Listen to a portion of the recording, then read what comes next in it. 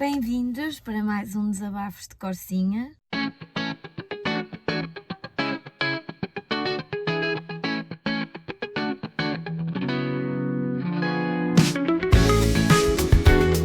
Assim com uma voz um bocadinho desagradável, mas pronto, é isso que temos. Isto tem sido muita confusão nos últimos tempos, aqui dentro, aqui fora, em todo o lado. E isso é muito maravilhoso para a minha saúde e para tudo mais. E eu estar a fazer isto é uma conquista completamente. A minha vontade é nenhuma. O meu tempo é curto.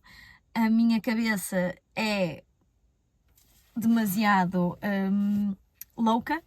E há muita coisa a acontecer. E como tal, temas, pois, eu digo sempre, e tal, eu tinha tema, vou guardar para a próxima. Isto aqui está tão desorganizado que eu posso-vos dizer que eu zero. Aqui dentro está só descanso, que é o que eu preciso.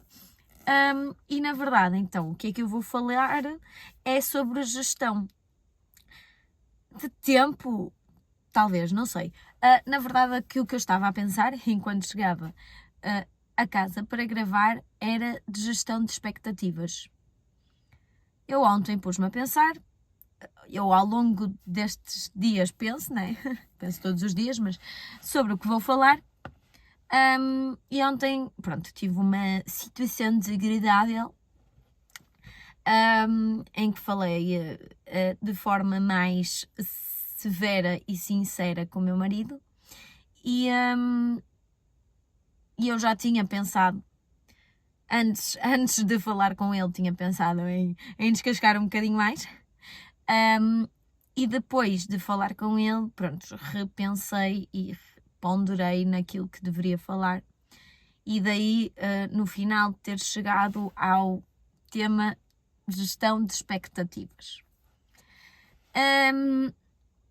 Assim sendo, o que é que eu venho falar sobre a gestão das expectativas? Tal como eu já falei várias vezes, o facto de eu sofrer de ansiedade faz com que tudo o que é gestão de expectativas seja um bocadinho difícil. Ou seja, com a minha ansiedade eu tenho sempre que programar e expectar algo que nem sempre vai correr dessa forma. Isso aconteceu muito no casamento, em que eu desde pequenina que sonhava casar, que tinha a expectativa de ser um conto de fadas, tipo à escala da Disney, e no dia a minha ansiedade, para além de atuar na minha cabeça, no sentido em que tudo tinha que correr bem como eu estava a imaginar e como eu estava a delimitar, também ao mesmo tempo tinha a expectativa e aquele pensamento de que tinha que fazer por aquilo ser o melhor dia da minha vida. E no final de contas houve várias coisas que aconteceram. Não foi péssimo, mas não foi o conto de fadas que eu tinha como expectativa. E obviamente que isso me faz, essas expectativas que eu tinha, no caso específico relativamente ao meu casamento, fazem com que no calor do momento ou numa primeira abordagem eu diga que não correu nada bem, que foi tudo horrível, que foi tudo péssimo, porque eu não quero dizer que eu tinha as fasquia lá em cima, as expectativas lá em cima, mas bastou algo não correr como eu esperava, certas situações saírem um bocadinho da ordem ou da imagem que eu tinha daquele dia, que automaticamente desencadeia outras reações, desencadeia outras ações e faz com que eu sinta que aquele dia não tenha sido tão bom como eu esperava que fosse. Da mesma forma, toda a nossa vida é gerada em função de ações. Ontem, na conversa acesa com o meu marido, eu dizia-lhe que ações geram ações. E a verdade é que se nós tivermos uma expectativa de que algo vai correr de uma certa forma e isso não acontecer, automaticamente a ação seguinte vai ser condicionada por essa expectativa negativa. É muito complicado na minha cabeça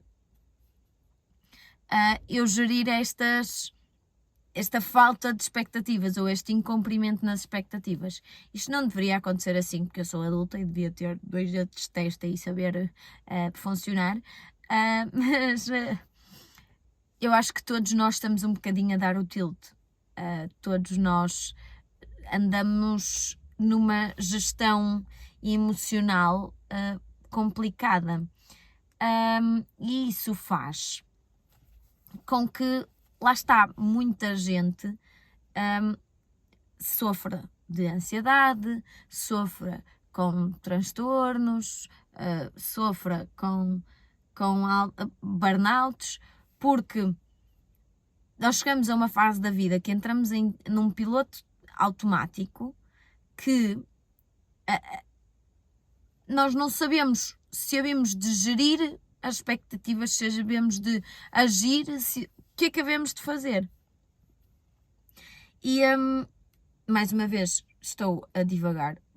Acabei de perder completamente o raciocínio do que eu estava a falar. E acaba de ser o quê? Mais uma vez esta questão de estarmos a dar o tilt. Mas pegando então na questão da gestão das expectativas, nós quando falei da questão em específico do casamento, mas quando nós começamos uma relação com alguém, é normal nós também estabelecermos expectativas. Claro que é provável que coisas não aconteçam tal e qual como nós pensamos, mas o objetivo é que 2 pessoas que são diferentes comecem a trabalhar em conjunto para atingir uma finalidade. O problema começa a acontecer quando as expectativas não acompanham ou quando não se atingem essas expectativas, mas mantém-se a expectativa tão alta. Ou seja, eu nunca vou esperar que, sei lá, considerando o historial do meu marido, socialmente ou familiar, eu nunca vou esperar que ele chegue a casa e me ofereça um carro. É um exemplo muito exagerado, mas continua a ser expectativas. No entanto, e foi algo que eu discuti ontem, se no início da minha relação o meu marido chegava, na altura namorado, chegava à casa e me dava uma flor, nem que fosse apanhada do jardim, então eu posso manter a expectativa de que qualquer dia chego a casa e ele me surpreende com isso. O que é que acontece nesta gestão de expectativas que nós temos em relação ao passado e elas deixam de acontecer? É que começam a surgir os problemas. E nós temos que gerir as nossas expectativas todos os dias. Diariamente nós temos expectativas relativamente a alguma coisa, relativamente até à comida que comemos, quanto mais a situações concretas da nossa vida. Por exemplo, eu sendo professora, eu planifico, mas uma planificação não deixa de ser uma expectativa daquilo que eu acho que vai acontecer. Pode sair tudo furado? Pode. Eu já planifiquei uma aula para fazer 20 atividades e chegou a meio do dia e uma miúda ficou doente e automaticamente não consegui fazer absolutamente nada, porque depois desencadeou outras ações. Lá está, ações geram ações. Ou seja, aqui o cerne da questão é eu desabafar, mas é perceber que está tudo bem. Nós vamos sempre, ao longo da vida, criar expectativas e vamos sempre, ao longo da vida, trabalhar em função de conquistas, de metas.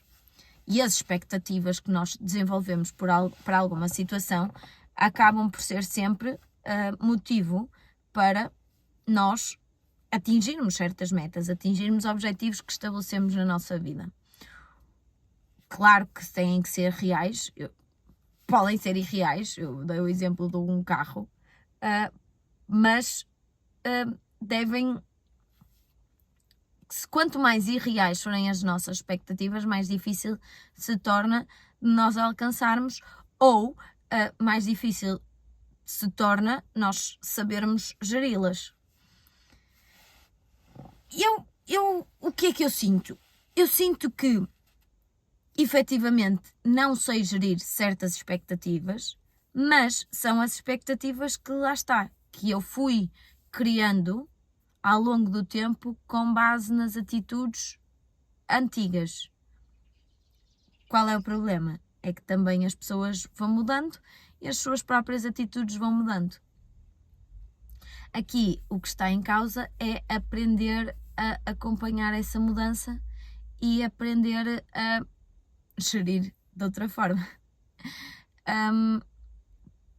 Porque no final de contas, isto agora, voltando à questão da ansiedade, no final de contas, por muita expectativa que nós tínhamos de alguma coisa, se tivesse um counter da palavra expectativa estava demais, mas por muito planificado que esteja alguma coisa, maior parte das vezes é no imprevisto e no insucesso que nós encontramos as aprendizagens, que nós encontramos a felicidade. Por exemplo, eu decidi organizar, como estava a falar do casamento, eu fui a minha wedding planner, no sentido em que eu tracei exatamente quando é que as coisas iam acontecer. Mas foi no imprevisto e foi no momento em que mais ou menos coisas havia para... menos coisas entre aspas, mas quando já não tinha nada planeado, ou seja, quando já consegui concluir tudo o que na minha cabeça tinha a acontecer, foi quando eu mais me diverti. E esta ideia das expectativas passa muito por aí. Claro que nós não devemos viver sem elas. Elas fazem parte da nossa vida, fazem parte do nosso trabalho, dos nossos seres sociais. Mas também faz parte aceitar o erro. Ainda hoje comentava sobre o facto desta ideia da relação perfeita, do discutir.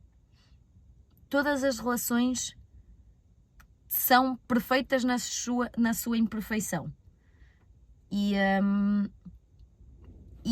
elas são assim porque nós temos momentos de incerteza e nós temos momentos de certeza.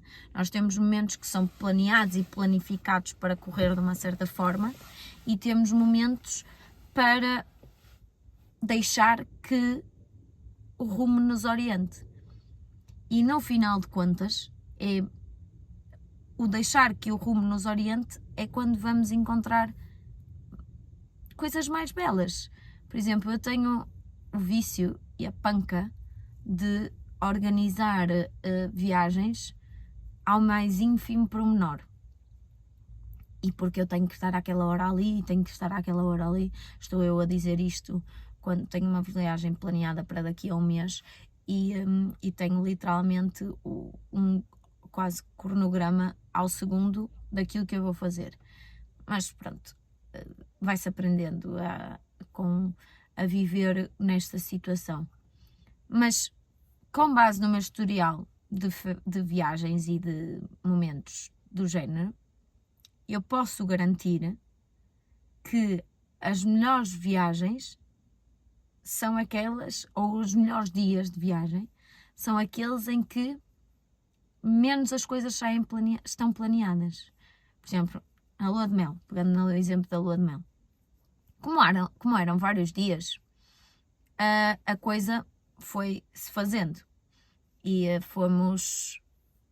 eu não estava, eu disse que queria visitar, que queria passear, mas não estava tão controlado porque lá está. Primeiro, era um sítio que não havia grande coisa cultural para explorar e, como tinha vários dias, conseguia fazer um equilíbrio de tudo. Mas, por exemplo, no primeiro dia nós chegámos e queríamos muito ir visitar aqui, visitar ali e depois chegamos à conclusão, ou seja, expectativa. Expectativa, vamos visitar a parte da Acrópole, realidade, um calor dos diabos que não conseguíamos respirar cá fora. Chegámos ao hotel e eu disse assim, estamos na nossa lua de mel, vamos fazer uma massagem. E se calhar, dos meus dias em Atenas, eu quando falei no vídeo do casamento, disse que tinha adiado Atenas, mas esse momento inesperado foi a melhor parte da minha viagem. Por exemplo, o jantar estava planeado e correu tudo mal. Por exemplo, eu fui a Barcelona, foi a primeira viagem que fiz de avião com o meu marido, e também planeei tudo ao pormenor. E no final houve várias coisas que correram mal. Desta vez voltei a ir a Barcelona e eu disse assim, olha, a única coisa que está marcada é o concerto. Nós vamos e depois logo se vê. Chegámos lá, abrimos o Google e vimos, olha, aqui perto tem um museu. Vamos lá. Incrível. Não estava planeado e foi incrível. Ficámos extremamente surpreendidos. Estávamos a vir embora, a ver as horas a que tínhamos que vir embora e descobrimos, mundo Pixar, paguei 80€ para entrar. Paguei, mas olha, pagava outra vez. E tudo aconteceu no imprevisto, no momento. E foi, se calhar, a parte melhor. E no final de contas, acho que eu estou a falar contra mim própria, porque eu, ansiosa como sou, planeio tudo ao mais ínfimo pormenor. Mas no final, mordo a minha língua e digo assim, o que corre melhor é o imprevisto. O tico e o teco estão à porrada neste momento. Porque eu tenho consciência e muitas das vezes, relativamente a mil e outros assuntos, muitas das vezes nós somos ótimos a dar conselhos ao outro, o problema é pô-lo em prática. E então a questão é mesmo essa, nós conseguimos identificar o problema, e ontem a minha discussão, lá está, é possível identificar o problema, é possível perceber o que é preciso mudar, o que é que está certo, o que é que está errado. O difícil é pôr em prática. Ou seja, como nós temos aquela expectativa, o difícil é alterá-la. É perceber que podemos e devemos não pressionar o universo, por assim dizer, para que as coisas aconteçam. Nós devemos trabalhar para que as coisas aconteçam, não esperar que as coisas aconteçam. Nada cai do céu, não é? Mas pronto, eu já nem sei o que é que eu estou a falar. Como sempre. Isto tem mesmo... Não necessariamente os meus tempos tenham sido sob expectativa. Um bocado. Tenho suportado ou tenho gerido muito mal as minhas expectativas relativamente à minha relação, relativamente ao novo trabalho, relativamente às circunstâncias da vida. E às vezes eu estava a dizer que lá está, que eu sei o que é, qual é o caminho certo, mas muitas vezes atiro-me para o caminho errado. E eu uso os desabafos de Corsinha desculpa, para tentar pôr as ideias no sítio e para tentar refletir sobre o que é certo e o que é errado e dizer ao meu tico e ao meu teco, depois de me ver a mim, não é? Está tudo bem? Isto é pouca água que eu vi hoje. Qual é o caminho certo? Se eu vou escolher o caminho certo, só deixar. Mas pronto, vou tentar, né? E para quem vence isto, que são poucos, olha, mais uma gestão de expectativa, né? Que é o perder a motivação quando começa-se a perder a audição, audiência. Mas o conselho passa por não tentar pressionar. As coisas acontecem quando têm que acontecer. E está tudo bem se as coisas não acontecerem como nós sonhámos ou como nós imaginámos que tinham que acontecer. E é quando nós menos pressionamos o universo para que as coisas aconteçam de uma forma que se calhar mais rapidamente elas acontecem. É mais ou menos isto. Isto também é falta de sono, talvez. Falta de sono não, excesso de sono, falta de dormir. Pronto. Como sempre, isto está muito confuso. Eu sinto-me o Sérgio Conceição sempre a dizer que era o que ele fazia nas conferências de imprensa. E pronto, e eu vou-me embora para isto não ficar mais salgalhada. E vemo-nos na próxima. Vou tentar começar a fazer um guião. Não tenho tempo para isso. Sorry, not sorry. Mas preciso de me estruturar um bocadinho. Que lá está, eu acho que eu perco o fio à meada porque eu simplesmente estou para aqui a falar e esqueço-me do que disse há 30 segundos atrás. É mais isso, mais ou menos isso. Bem, hasta la vista, baby. E até à próxima.